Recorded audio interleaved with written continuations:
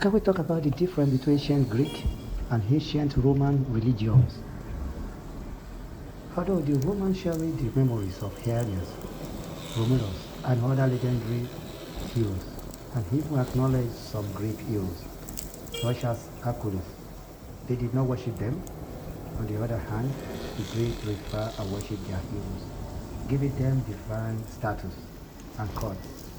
Cult in this context refers to ritual worship, usually conducted by a dedicated priesthood and involving animal sacrifice.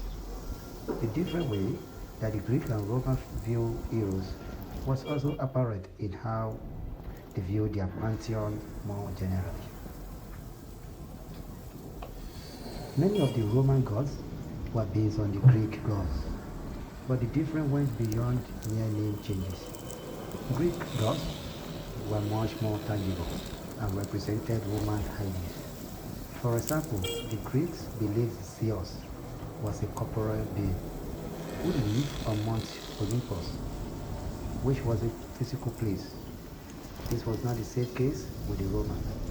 The Romans believed in the concept of the noumenon, which was the intangible divine or supernatural power.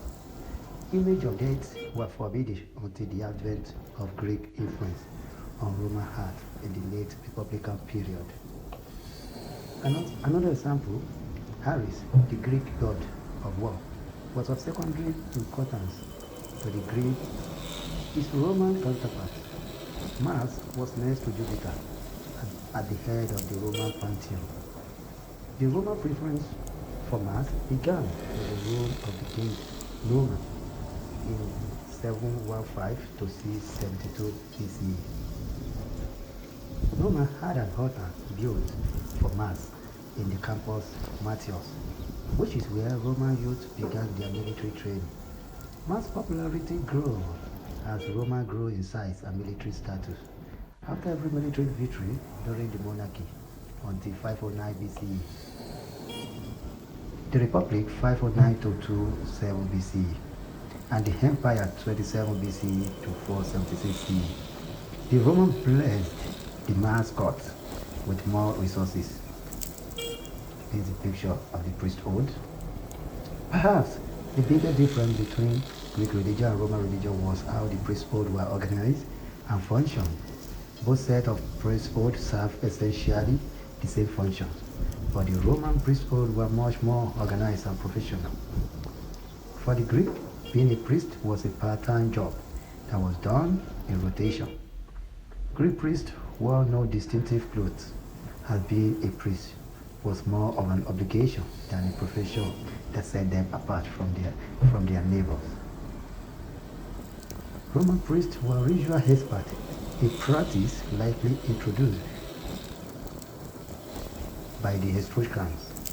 The Romans also divided their priests into different offices or categories, known as college, and developed an elaborate hierarchy. The highest ranked priests in ancient Rome were organized into Collegium Pontificum. The pontiffs were originally only selected from members of the patrician class, that is aristocrats, though later that the rule was later relaxed. The head pontifex was known as the Pontifex Maximum, who was an esteemed member of the college. At the dawn of the empire, Augustus would take the title, setting the precedent for all later emperors. The pontifex were also experts on Roman law, which is another element that separated.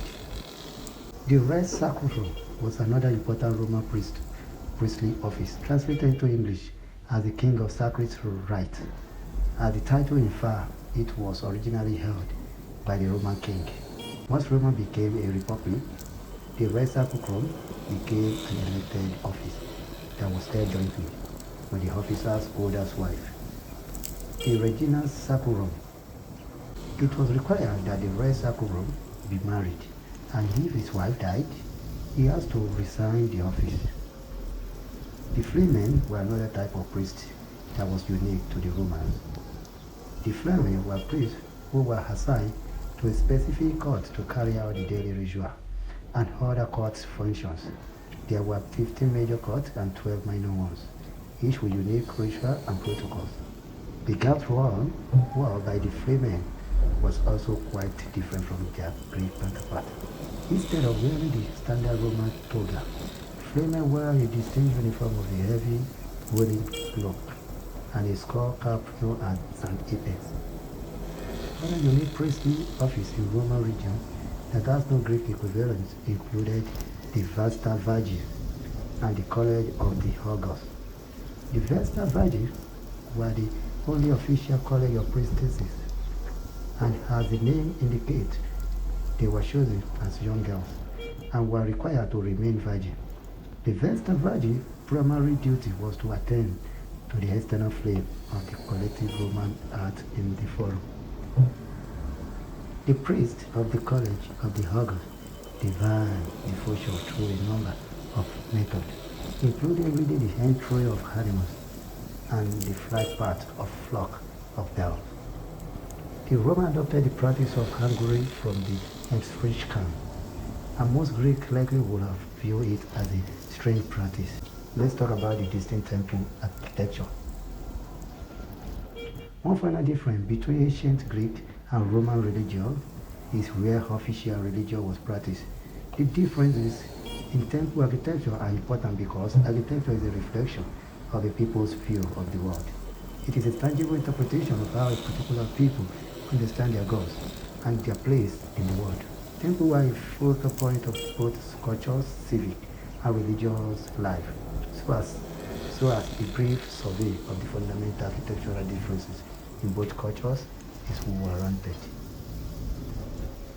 The Temple of Athena in Athens, known as the Pantheon, is cited by modern scholars as a prototype for later Greek temples. Columns line every side of the Pantheon, and the cella, which is where the cross statue of Athena was kept, was in the center. The positioning of the column and the cellar's quotation give ancient Greek temple a sense of openness, inviting worshippers from all directions. At first, glance Roman temples appear similar to Greek temples, but a closer inspection reveals notable differences. The Temple of Veii, which was built about 500 BCE, is believed to have been the prototype for most Roman temples. The Temple of Veii had a pronaos with two rows of columns in front of it, and the cella in the back of the temple. The Temple of Augustus in Pula, in Croatia, is a good example of the prototypical Roman temple. From the imperial period, it is too hard, similar layout as the Temple of Veii. Visitors to Roman temple were led in a distinct direction to the most holy part of the temple. The reason for this difference is unknown. It may have been a remnant of Etruscan theological ideals, or possibly connected with the Roman idea of the noumena, or possibly it was done for purely practical reasons.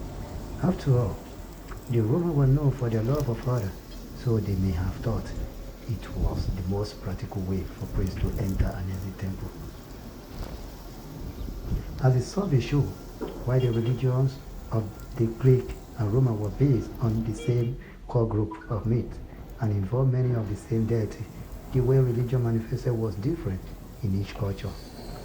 The Greeks treated their gods like incredibly powerful and larger-than-life supernatural beings, with whom they share existence. The Romans treated their gods as more remote, defined power that has to be referred and cultivated in an organized manner. This is just a little about the differences between the ancient Roman and ancient Greek religion. I will implore every one of us to continue sharing our program, our show. Let's like, let's love, let's comment. Let other people also benefit and enjoy this show. This will help us to do more, to make more research about the history. So we appreciate you. Thank you.